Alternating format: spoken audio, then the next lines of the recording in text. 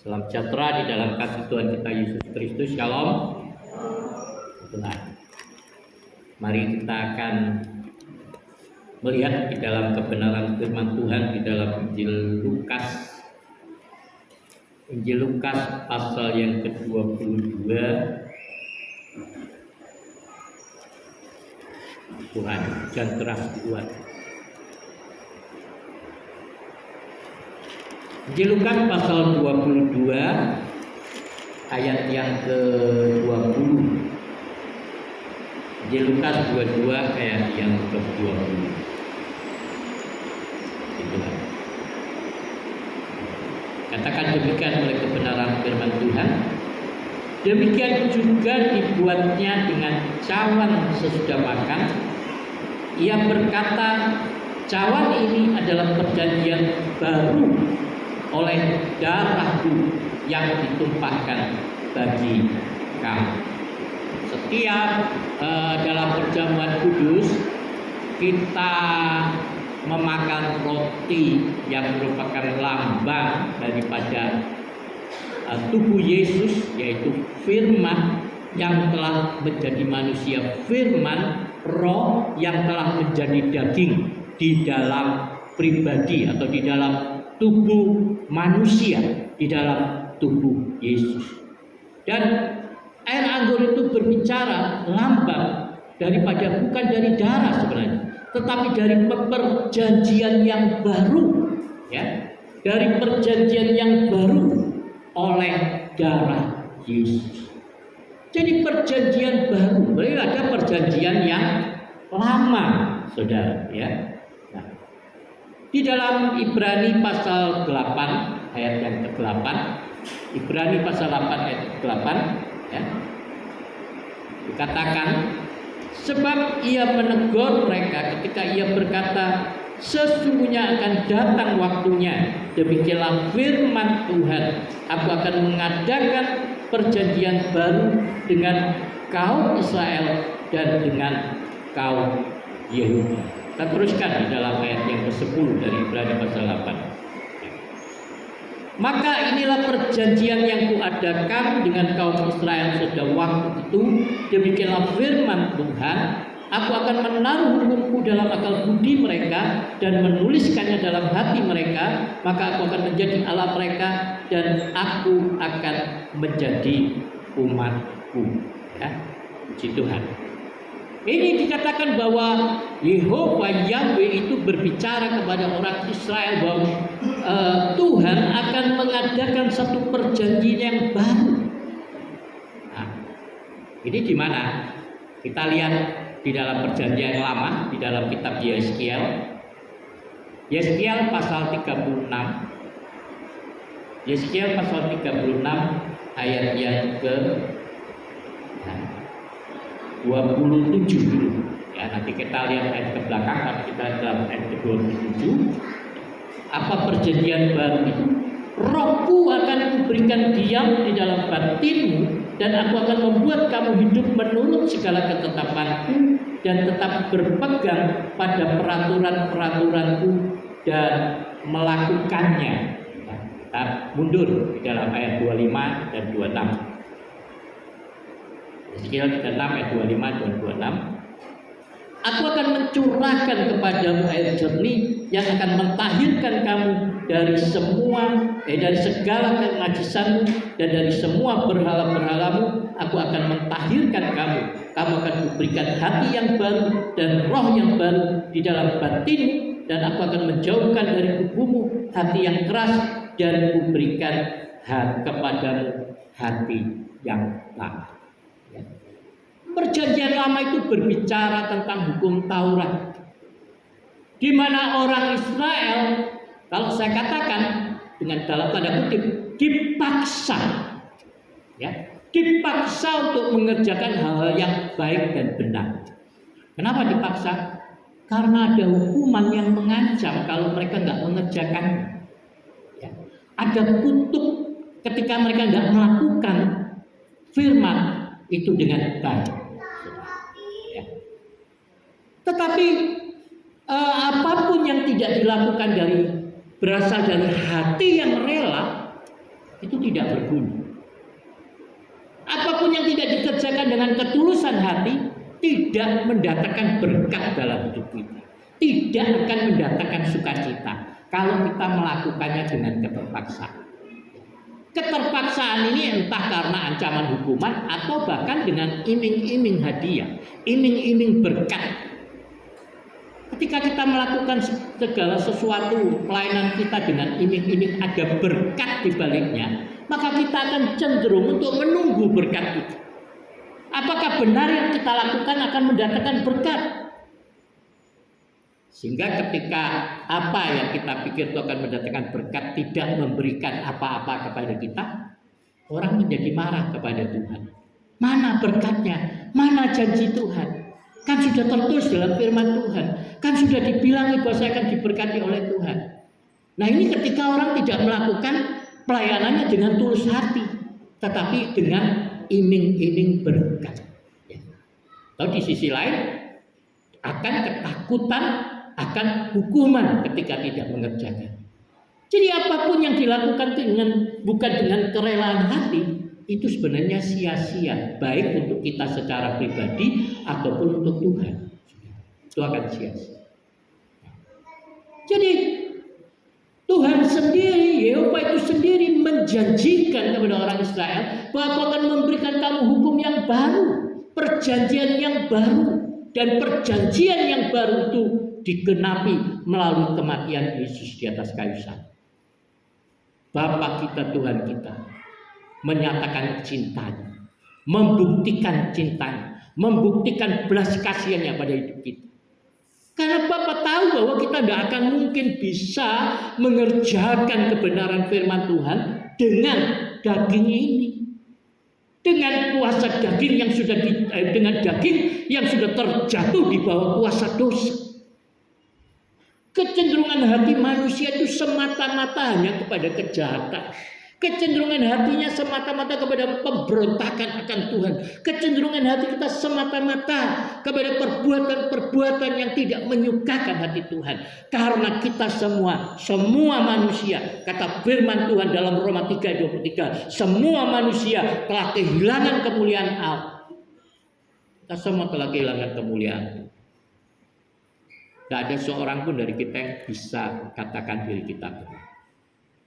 Hanya pengorbanan Yesus melalui karya kematian Yesus yang membuktikan cinta Bapa, cinta Yehova itu kepada kita, cinta Tuhan itu kepada kita. Kita diselamatkan, dan Yesus ini sudah berjanji, tunggulah di loteng Yerusalem. Anak-anak Tuhan, murid-murid Yesus menunggu selama 10 hari. Dari Kamis nanti, Kamis malam kita akan mulai doa 10 malam. Doa kita paling cepat 1 jam, paling lama-lama 1 jam setengah. Mungkin kalau ada sesuatu mungkin jadi 2 jam. Tapi murid-murid Yesus ini menunggu bukan dalam hitungan jam. Mereka 24 jam dikali 10 hari menantikan pencurahan Roh Kudus di loteng Yerusalem. Kita itu hanya simbolnya saja, membuat tradisi doa 10 malam.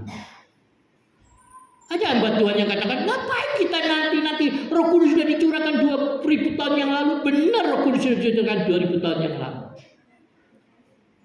Tetapi itu tidak berarti bahwa semua manusia sudah dipenuhkan oleh Roh Kudus. Kalau tidak, firman Tuhan tidak akan berkata, hendaklah kamu penuh dengan. Perkataan hendaklah kamu penuh dengan Roh, itu artinya ada kita yang belum dipenuhi oleh Roh Kudus. Maka setiap kita secara pribadi harus datang kepada Yesus. Kita secara pribadi harus minta kepada Bapa janji. Firman Tuhan katakan, Bapak di dunia ini sejajarnya seorang orang tua tidak akan memberikan batu ganti roti kalau anaknya minta roti, atau memberikan ular ketika anaknya meminta ikan. Dia pasti akan berikan ikan. Apalagi Bapakmu yang di surga, Dia akan memberikan Roh Kudus kepada setiap orang yang meminta kepada. itu adalah lambang daripada perjanjian yang baru. Bahwa kita diselamatkan bukan oleh karena kita mengerjakan kehendak Tuhan. Kita diselamatkan bukan oleh karena kita berbuat baik. Kita diselamatkan bukan oleh karena kita sudah memberikan kekayaan kita, memberikan waktu kita, memberikan hidup kita untuk melayani Tuhan. Tapi kita diselamatkan semata-mata oleh karena kasih kemurahan Tuhan. Melalui pengorbanan Yesus di atas kayu salib. Melalui karya kematian Yesus di atas kayu salib. Bapa itu meninggalkan kemuliaan. Dia berinkarnasi menjadi manusia. Tinggal diam di dalam tubuh, di dalam pribadi. Kalau ada orang berkata kepada kita, kok bisa Tuhan itu Allah menjadi manusia? Kok bisa? Jawabannya itu gampang. Wong manusia aja bisa jadi babi ngepet. Manusia bisa jadi kuyang, manusia bisa jadi leak, manusia bisa jadi anjing, manusia bisa jadi buaya. Apa susahnya Tuhan menjadi manusia? Kalau manusia aja bisa. Apa kuasa manusia itu lebih hebat dari Tuhan? Kan tidak mungkin. Yang tidak mungkin itu Tuhan, manusia jadi Tuhan itu tidak mungkin. Tapi Tuhan jadi manusia itu sangat-sangat mungkin. Dan itu sudah terjadi di dalam Allah yang menjadi manusia di dalam pribadi Yesus Kristus Tuhan kita. Ini diberikan oleh karena cinta Bapa yang sangat besar yang tertulis dalam Yohanes 3 ayat yang ke-16. Karena begitu besar kasih Allah akan dunia ini, sehingga Ia telah mengaruniakan anaknya yang tunggal, supaya setiap orang yang percaya kepadanya tidak binasa, melainkan beroleh hidup yang kekal. Setiap orang yang percaya kepadanya tidak binasa. Kematian Yesus di atas kayu salib sudah mematahkan kuasa kutuk. Kutuk apa yang dipatahkan? Kutuk maut, kematian. Tidak ada lagi kematian untuk orang percaya. Kita semua percaya di dalam Yesus Kristus bahwa ada kebangkitan dari antara orang mati. Kalau kita sebagai orang percaya nggak percaya ada kuasa kebangkitan orang mati, rugi kita menjadi orang Kristen. Rugi kita mengikuti Yesus. Kita mempercayai karya kematian Yesus, berarti kita percaya akan karya kebangkitan. Maka kalau hidupmu, hatimu hanya tertanam di dunia ini saja, hanya memuaskan hawa dagingmu untuk kau menyiapkan dirimu untuk nanti mati. Hari ini katanya, hari kita bersenang-senang karena besok kita akan mati, maka sia-sialah kepercayaan dan sia-sialah hidup. Kalau kita mempercayai tentang kebangkitan Yesus dari orang mati, maka kita harus berani untuk mematikan perbuatan daging kita di dalam Yesus. Ada banyak orang secara keliru menafsirkan bahwa kita tidak dalam kuasa kutuk. Maka kemudian bebas dengan kehidupannya, bebas berbuat dosa. Kutuk yang sudah dibatalkan oleh Yesus itu kutuk maut. Kalau semua kutuk dibatalkan, tidak ada lagi yang namanya penyakit. Tapi tubuh kita masih bisa sakit. Karena tubuh ini menanggung hukuman atas dosa. Itu kata kebenaran firman Tuhan. Ada kutuk-kutuk yang harus kita selesaikan secara pribadi. Kalau itu kutuk keturunan dari keluarga, harus diselesaikan secara pribadi. Tapi ada banyak orang mengabaikan ini dan berpikir Yesus sudah mematahkan semua kutuk. Nanti dulu. Sudah. Maka mari kita datang kepada Yesus secara pribadi.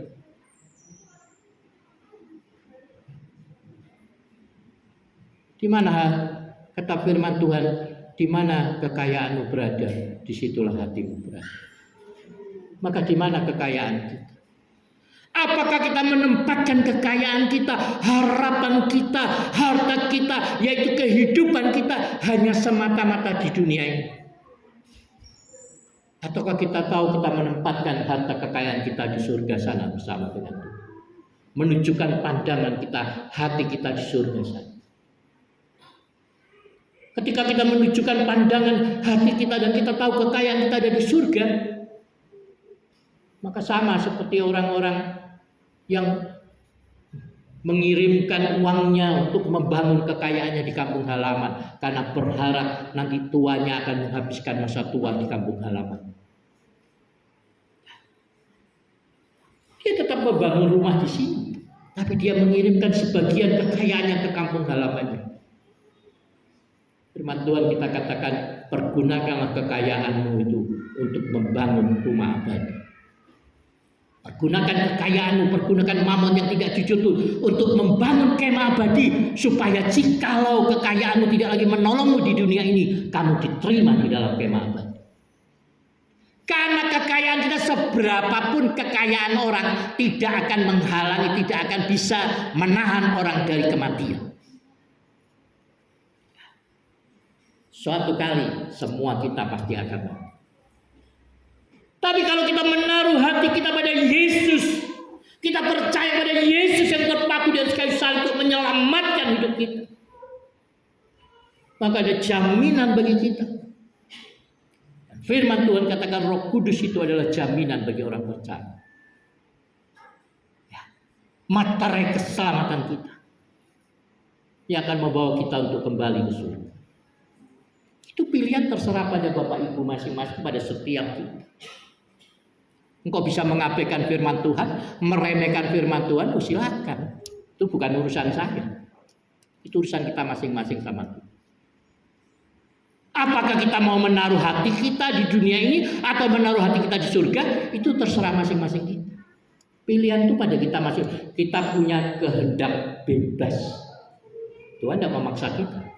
Kita punya kehendak bebas untuk memutuskan.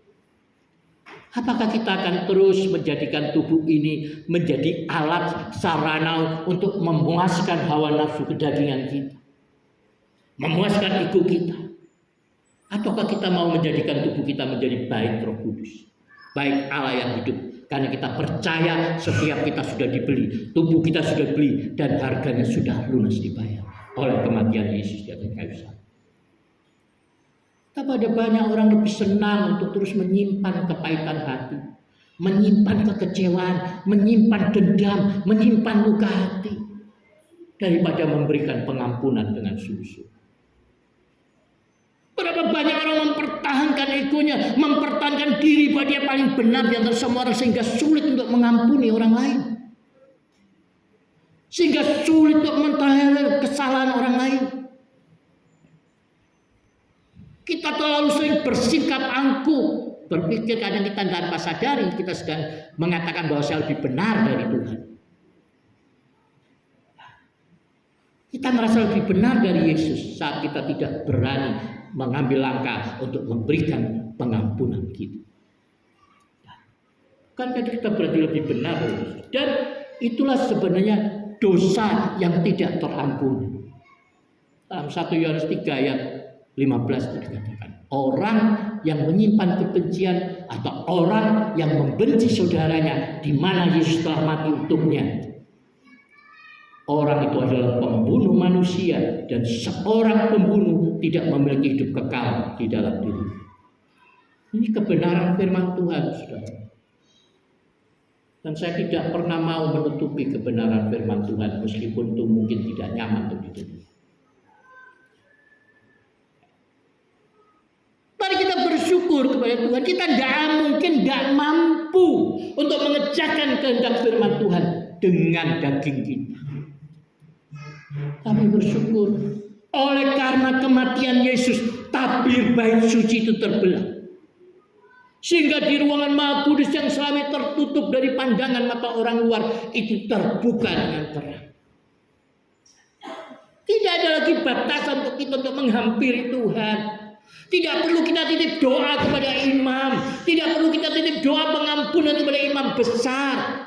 Setiap kita kapanpun bisa datang kepada Tuhan. Setiap kita bisa datang kepada Bapa, dimanapun kau berada, engkau bisa menghadap kepada Bapa, berbicara kepada Bapa itu secara pribadi. Kita bisa menerima pengampunan dosa. Tapi tolong ingatlah firman Tuhan kita berkata, jikalau kamu mengampuni dosa orang, maka dosamu diampuni di hadapan Allah. Tetapi jikalau kamu tidak bisa mengampuni dosa orang, maka dosamu sendiri juga tidak diampuni di hadapan Allah. Betapa banyak orang mengabaikan kebenaran firman Tuhan, mengambil satu ayat untuk membenarkan tindakannya dan mengabaikan ayat yang lain. Yesus katakan kepada orang-orang Farisi, kamu mengembalikan persepuluhan dari adas manis, dari jintan, dari hal-hal yang remeh-remeh. Ada hamba-hamba Tuhan yang begitu memperhatikan ini, dan kalau bertemu mereka suka pamer. Oh, waktu saya terima berkat, saya dibelikan bakso, saya ambil perpuluhannya. Dibelikan orang ini, saya ambil persepuluhannya. Hal begitu mereka perhatikan. Tapi Yesus berkata, tapi kasih dan keadilan kamu abaikan. Mari kita kerjakan yang satu, tapi jangan mengabaikan yang lain. Jangan mengambil ayat-ayat firman Tuhan hanya untuk kepentingan hati kita. Ada begitu banyak orang hanya mengambil sepotong-sepotong ayat, tapi mengabaikan yang lain. Kita harus mengambil itu secara utuh kebenaran firman Tuhan. Sebelum kita mengukurkan kepada orang lain, ukurkan dulu kepada diri sendiri.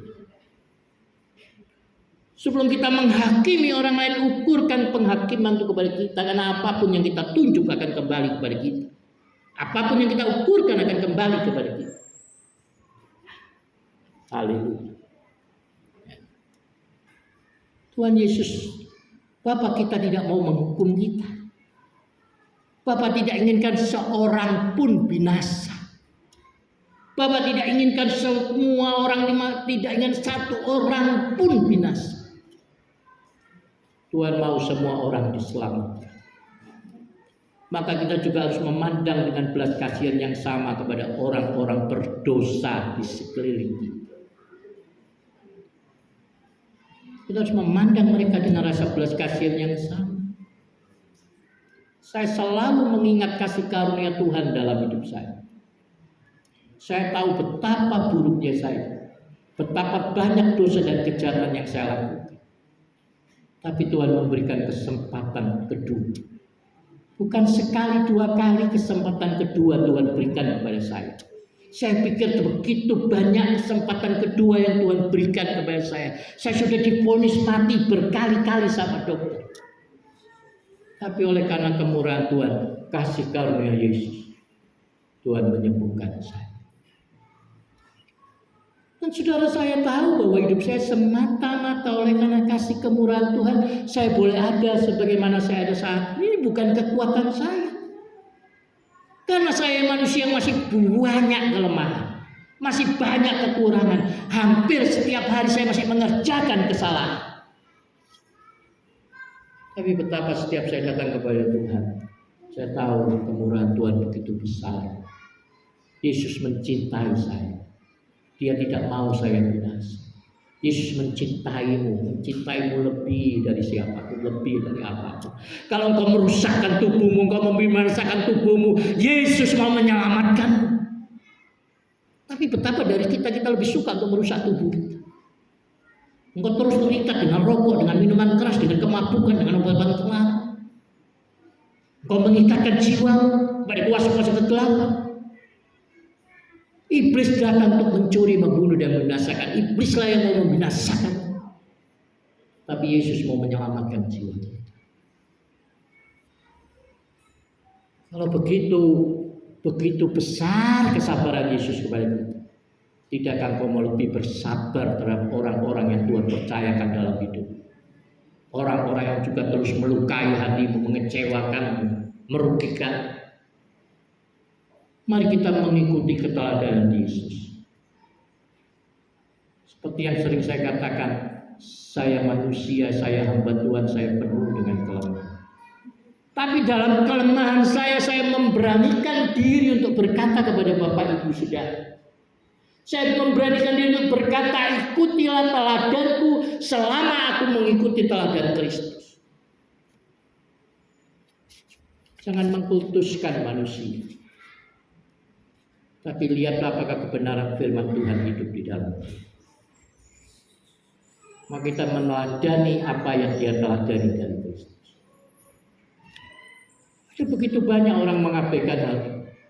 Terserah itu urusannya sama Tuhan. Yang penting saya pergi beribadah.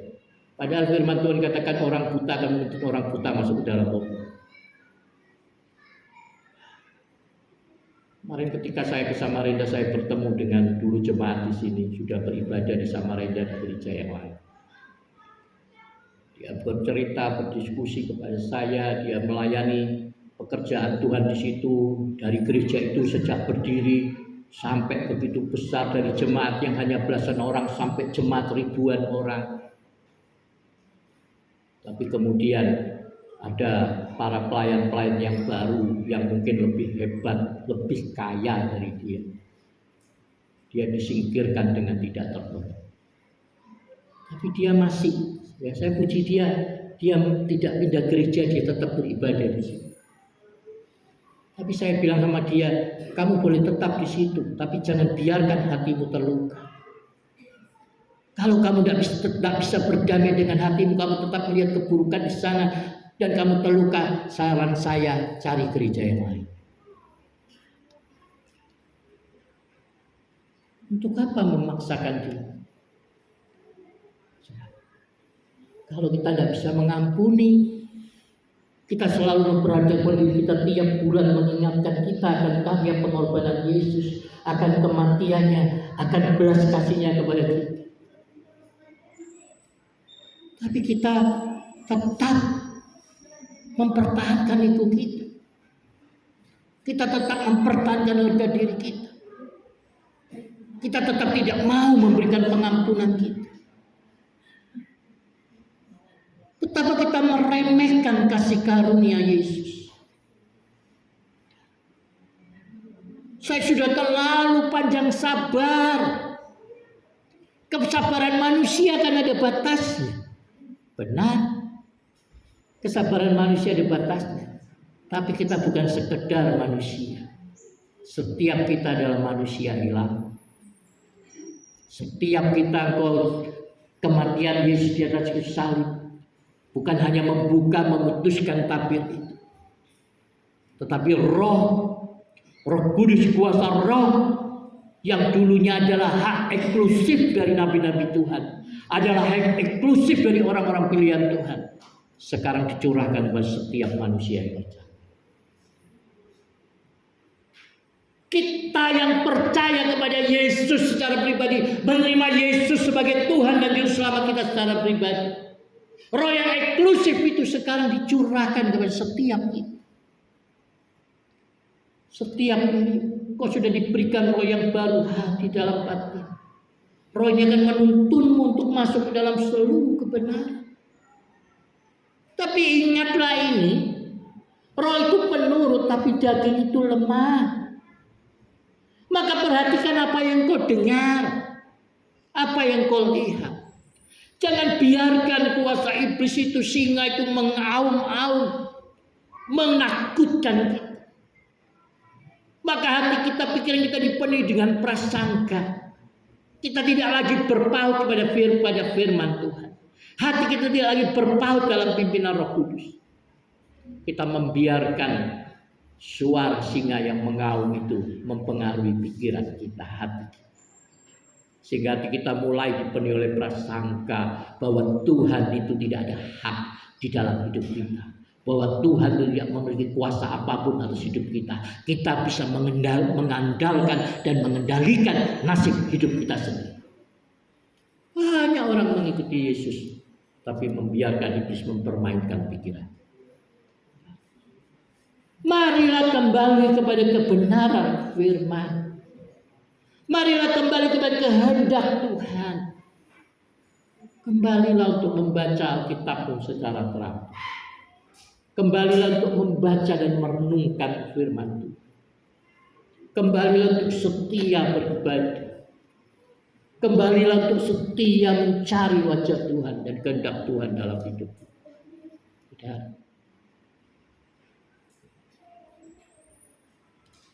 Di dalam Yosua pasal 23 ayat 14 dikatakan. Yosua 23 ayat 14. Sebab itu insaflah dengan segenap hatimu dan segenap jiwamu, bahwa satu pun dari segala yang baik yang telah dijanjikan kepadamu oleh Tuhan Allahmu tidak ada yang dipenuhi. Semuanya telah digenapi bagimu, tidak ada satu pun yang tidak digenapi. Nah, kalau kita berani jujur, berani terbuka dengan hati kita bisa melihat bahwa semua janji Tuhan itu sebenarnya sudah digenapi di dalam. Tapi yang kita cari, yang kita kejar, yang kita amati hanyalah hal yang bisa memuaskan keinginan daging kita. Kita hanya berbicara tentang kepentingan tubuh, bukan ke dalam jiwa yang terdalam dalam.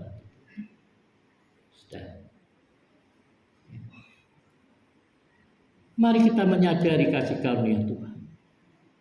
Kalau saya percaya kalau kita ada di sini hari ini, bukan itu karena kerelaan hati kita untuk mengikuti Yesus. Tapi seperti firman Tuhan kita katakan di dalam Injil Yohanes pasal 15 ayat yang ke-16. Injil Yohanes pasal 15 ayat yang ke-16. Bukan kamu yang memilih aku, tetapi akulah yang memilih kamu, dan aku telah menetapkan kamu supaya kamu pergi dan menghasilkan buah, dan buah itu tetap, supaya apa yang kamu minta kepada Bapakku dalam namaku diberikannya kepada. Bukan kamu yang memilih, tapi Yesus yang telah memilih kita dari antara segala bangsa, dari antara segala suku bangsa.